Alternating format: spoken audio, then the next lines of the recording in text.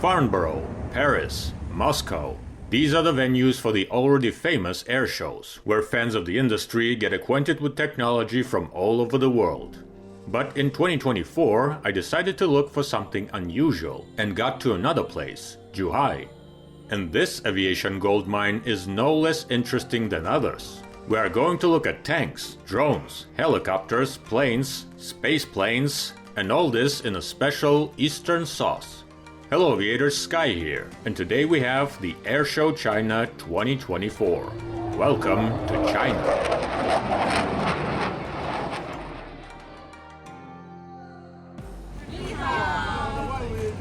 Zhuhai is a prefecture-level city in Guangdong province on the South China Sea coast. There's a lot going on here, but only one local cultural event caught my attention, an air show scheduled for mid-November. The opportunity to see Chinese aviation equipment does not happen often, and when I asked a representative of the Russian delegation about the air show, I heard something like, "Oh, we've got something to show you there. Oh, we'll show you." After that, all discussions with my wife about plans for the fall were running into a short answer: Hong Kong. Where did Hong Kong come from?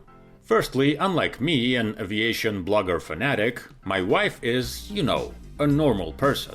And the argument that there will be a J-10 CE with an AESA radar and a DSI air intake was not enough to explain the need to fly to the other end of the planet. But Hong Kong, well, it's Hong Kong. You can't just not go to Hong Kong. Fortunately, the two cities are located close to each other and are connected by excellent transport infrastructure. Yes, the famous super long Hong Kong-Zhuhai-Macau bridge is located right here. A cozy A330 of China Eastern Airlines picks us up from Moscow. The flight was, in general, ordinary, without any special nuances. We tried traditional Chinese dishes, looked at the interiors, enjoyed the views. After a transfer in Shanghai, we finally found ourselves at our destination, Hong Kong International Airport, also known as Cheklepkok Airport. A large airport located on an island near the city, nothing special except for one detail: a passage above the apron. Technically, I think it is a bit complicated, but look at that view. So, the Hong Kong Special Administrative Region is a region of China with autonomous status. The Asian New York, with a population of about 7.5 million and a gross product of $570 billion. It is a logistics and financial hub, one big shopping mall, one of the Chinese capitals with a slight admixture of British heritage, gigantic sizes, technology, and beauty. And all this is seasoned with a sauce of Asian cuteness.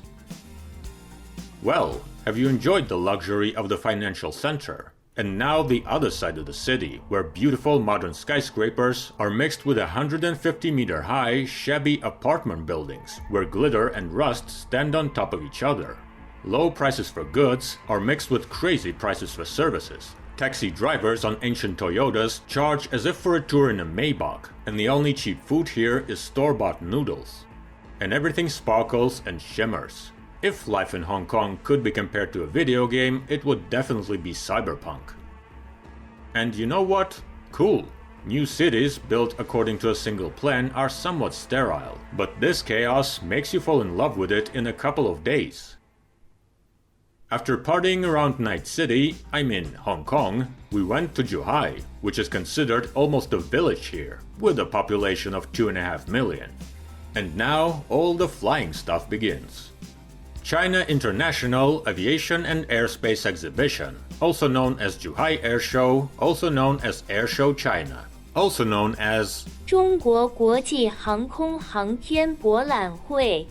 The largest air show in the region, which has been held since 1996 at the Zhuhai Airport, squeezed between the mountains and the sea coast. And we will begin our acquaintance with the airspace show with ground equipment. Here there's everything: armored personnel carriers of various types, artillery systems of all kinds, air defense systems, and high-precision shells. I will not speculate about how mass-produced and combat-ready all this is. It's the thing about exhibitions, everything should be beautiful here. But the impression is vivid. You don't want to pick a fight with any of it.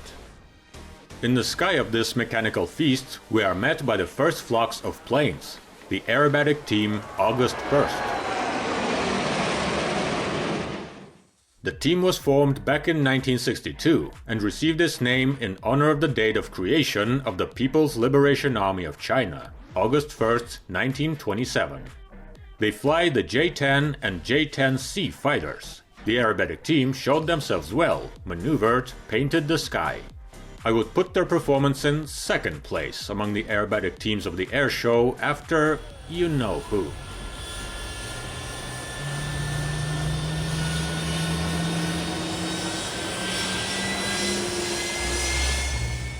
Yes, the Russian knights showed excellence here, as always. The combination of pilot skills and the capabilities of the Su-30SM and Su-35S fighters do their job. The aerobatics were absolutely insane, and while their traditional spectators from Russia are already used to it, the locals were just going crazy.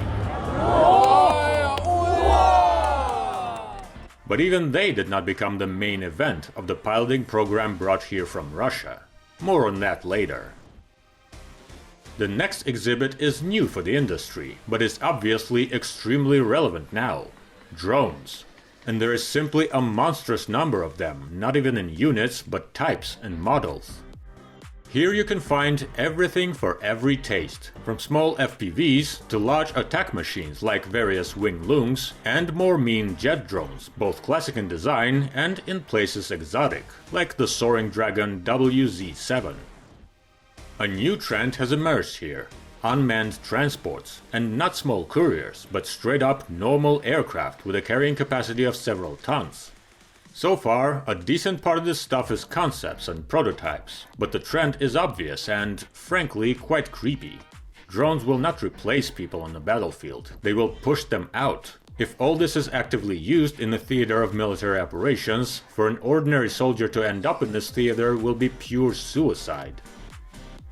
We can be glad that not all birds with electronic pilots here are military, and most of the same transports can be used in the civilian sector. Various air taxis and transports of all types and forms also often flash here, from multi-rotor flying machines to tilt-rotors. Again, different degrees of readiness. Some look like they are quite close to implementation, while others are concepts, clearly still far from it. Flights of Chinese aircraft continue. These include the civil Comac C919, the current main airliner of the company, and the regional ARJ-21, which by the way was renamed Comac C909. They draw a single line. The military is not far behind, showing in the sky such birds as the L-15 trainer and the J-15 and J-16 fighters.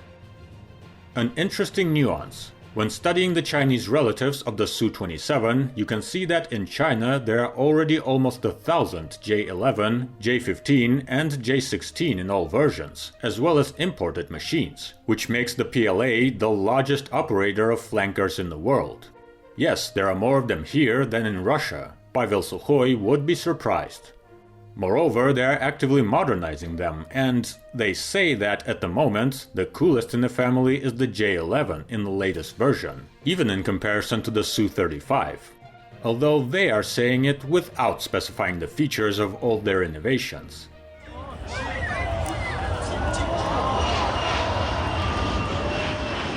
In addition to the flankers, the military transport Xi'an Y-20 is also interesting, an analog of such machines as the Il-76 and Boeing C-17.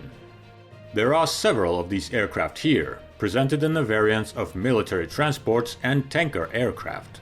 A very nice machine, quite large and modern, except that the D-30 engines look slightly outdated, but they will soon be replaced by the domestic WS-20, which are currently being actively tested.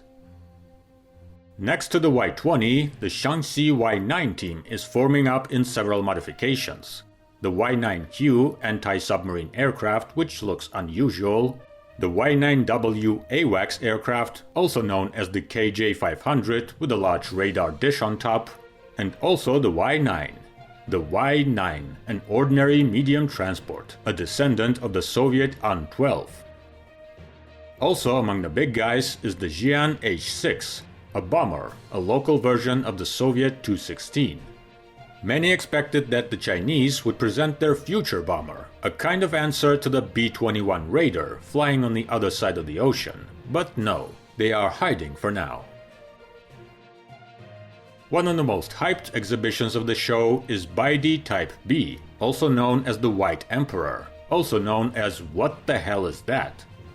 Despite the fact that many media outlets, upon seeing this miracle, immediately rushed to write about the Chinese 6th-generation fighter, the Chinese themselves treat it more simply. The White Emperor is part of the Nanjianman project, which is supervised by the Avic Corporation. This is not a full-fledged aviation program, but rather a general scientific, if not sci-fi, study of the future. And there are also books, toys, and other merch. Therefore, do not be surprised that the equipment presented as part of this work looks more like props for a science fiction movie than real prototypes. And if someone starts to implement this seriously, it will not be soon. On the other hand, the guys are looking to the future and inspiring people. After all, Star Wars or Kubrick's Space Odyssey were never space programs, but they inspired a lot. And the 6th generation, they are definitely working on it, but good luck seeing it at an exhibition. So we keep waiting. A very large part of the exhibition presents not the aircraft themselves, but a diverse component base for them, from onboard instruments to engines and other systems. The message here is simple: we already make everything in China. We are not lagging behind anyone in anything, and even if we are, we will overcome it soon. Foreigners, by the way, are presented here rather modestly, with small exhibitions, large-scale models, and meeting rooms. Of interest, Pratt & Whitney showed a gearbox of the PW GTF family engine, apparently even a real one, and Liebherr presented the front landing gear of the Airbus A350 airliner. If anyone has made an immodest appearance, it was Russia, which has built a whole airspace zone here. Roscosmos is showing engines, as well as models of the Oriol spacecraft, the Ross orbital station, and the Transport and Energy Module, a space tow truck with a nuclear power plant. Russian helicopters showed models of their equipment at the stand, and put a Ka-32 on a static parking lot, moreover from a local operator. The shortage of equipment could disappoint someone, so the corporation brought here the most powerful weapon of Russia: girls, with the appearance of which the Chinese, it seems, have ceased to be interested in technical issues. The largest in terms of systems demonstration was the exposition of the United Engine Corporation. Some of these are familiar: the turboprop TV7-117ST, the turboshaft VK1600V for medium helicopters, as well as its little brother VK650V, which here acts as a generator for the electric engine system. On the other side of the stand, there is a team of jet engines for military aircraft. The first one here is the little SM-100, which should replace the little old AI-222-25 from the Yak-130, and also, by the way, the Chinese L-15. It is more technologically advanced, lighter, more powerful, and more reliable. This engine is also aiming at the place of the fiery heart of jet drones. Next to it is the big guy, RD-93MA. This is by and large a modified RD-33 from the MiG-29, which under the index RD-93 is installed on the Chinese-Pakistani JF-17, also known as FC-1. The MA version is a modernization that promises a slight increase in thrust and a 30% increase in service life. The third hero of the epic is the AL-31FN. The AL-31 was originally created for the Su-27 family, but at one time it was given an opportunity to become the fiery heart of the Chinese single-engine J-10. Actually, the AL-31FN is a modification specifically for it. In the current 5th series, it has increased its service life, thrust, and reduced fuel consumption. It has to develop quickly because in the same J-10, the Chinese WS-10B engine is actively pushing against it. And the highlight of the program is the 177S, which has never been shown anywhere before. The engine has a dry thrust of up to 9 tons force, and with afterburner it produces 14.5 tons force. Fuel consumption is reduced, and the designated service life is increased threefold, up to 6,000 hours. If we consider it a successor to the AL-31, then this is a huge step forward. All this is achieved by a large number of innovations. Visually, this is noticeable by the design of the new nozzle at the rear, equipped with chevrons, a new wide-chord blade fan, as well as a low-visibility technology. It's impossible to see anything through this damn plastic cap. Someone might whisper the sacred Izdelie 30 in your ear. I won't say anything about that. It's already a story shrouded in secrets and speculation in the style of Area 51. Izdelie 30, also known as AL-51F1, is the newest next-generation engine, which is just being created for the Su-57. Considering the secrecy of the project, I doubt that anyone will export the engine in the coming years, so unfortunately this is not it. Well, or not exactly it. A more conservative option is Izdelie 117, also known as AL-41F1, which is installed in the current Su-57, as well as the Su-35S and the updated Su-30 SM2. And this is not it either. Or not exactly it, again. It seems to me that the 177 engine is for the most part an AL-41F1, but modernized with the integration of a number of AL-51F1 solutions. Those that can be declassified, like the nozzle and the fan or something inside. At the same time, the engine is adapted for aircraft that previously used the AL-31. That is, all members of the Su-27 family, all its export versions, and all its Chinese relatives. And that's a lot of planes. That is why it is here, in front of us in Zhuhai. The United Aircraft Corporation stand in the pavilion is modest, and the corporation attracts with its main exhibits over there, outside. In Zhuhai, UAC announced the Su-57E, an export version of the Russian 5th-generation fighter. Two aircraft with tail numbers 054 and 057 arrived in China. The first, flown by the test pilot Sergei Bogdan, performed demonstration flights, and we must give credit to the aircraft and the pilot. Their flights at the show can be considered the coolest.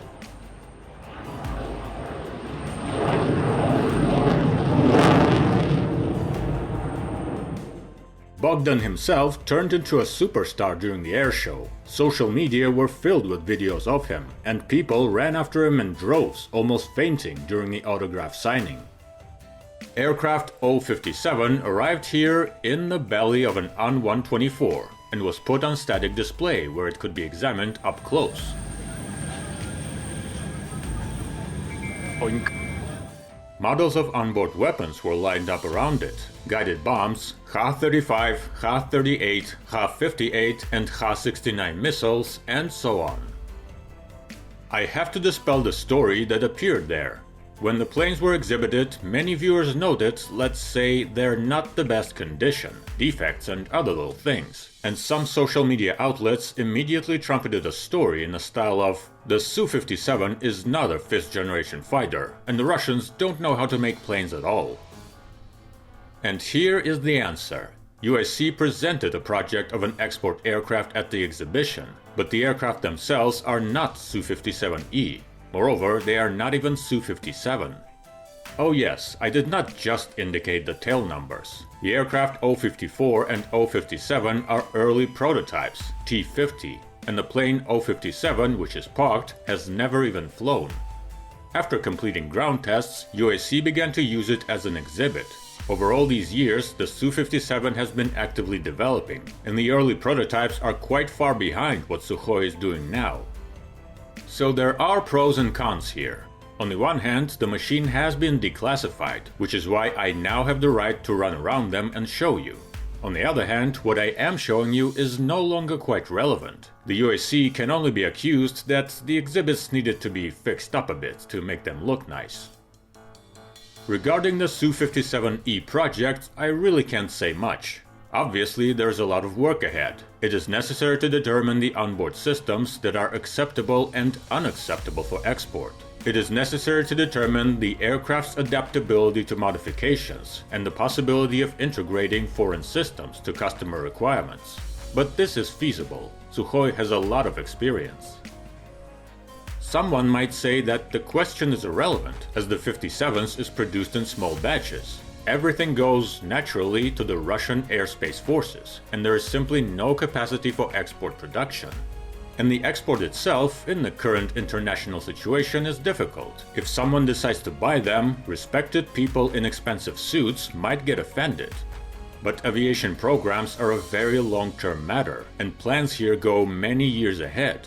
The Russian Ministry of Defense cannot buy these planes in hundreds and thousands, and the international situation is a fickle thing. Today, friendship for ages, and tomorrow a Mexican standoff, and vice versa. Moreover, you can't stay still, because the 5th generation is demonstrated here not only by Russia.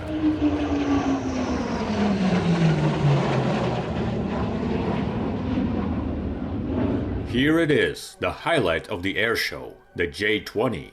The first Chinese 5th generation fighter and their great pride. Everything is in place, angular shapes, stealth coatings, internal weapons arrangements and all that.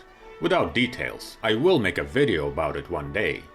How good the J-20 is in comparison with its generation brothers is an open question, but it has an obvious advantage, an industrial base. The aircraft are actively modernized and even more actively produced. At the moment, there are already almost 300 J-20s. Not bad. Another source of pride for the Chinese is the fact that the J-20 is not the only domestic 5th generation fighter. The sky above Zhuhai is visited by the J-35. It was presented in an extremely minimalist manner. It simply flew over the exhibition, made a couple of turns, and flew away without landing. It was also not on the static display. This is explained by the nuance of the aircraft. The FC-31 prototype appeared in the early 2010s and was an initiative project of the Shenyang Aircraft Corporation intended for export. The project apparently was stalled, but the PLA Navy became interested in it, as they needed a 5th generation fighter, and the J-20 was too large and heavy for aircraft carriers. After some time, the PLA Air Force also became interested in the aircraft as a light complement to the J-20, and the land-based fighter called the J-35A was made to their requirements. And it was the J-35A that was flying over Zhuhai. There was no demonstration on the ground, firstly because the plane is completely new and they were afraid to show it, and secondly, it is a special model for the PLA Air Force, and they are not going to sell it to anyone. It looks very nice. I wish it luck in competing with colleagues in the generation. Just don't confuse the appearance of the machines, which look like copies of each other.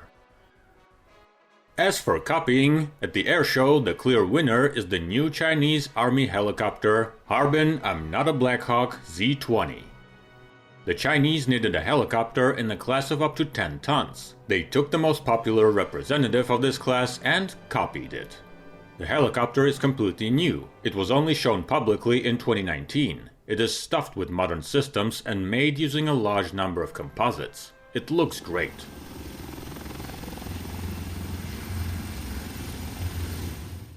Next to it stands the Z-8L helicopter. It also appeared in 2019, but it is difficult to call it new.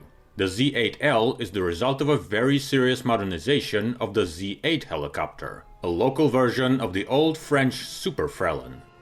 At first glance, these machines have nothing in common, but this is, one might say, a restyling that changed the appearance. Like the Z-20, filled with composites, freshly painted, brand new. Beautiful. The cherry on top was the Harbin Z-10 attack helicopter, which is magnificent and I don't even know why. It is also quite young. It was created in the early 2000s with the participation of the Russian Kamov Design Bureau and is now actively serving. The general layout is similar to such machines as the Airbus Tiger and Augusta Mangusta or TIE Attack. The weapons and equipment are quite modern. Yes, it is not an Apache or an Alligator, but it looks very nice.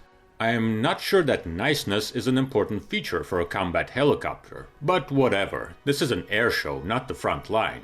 let us always see it here.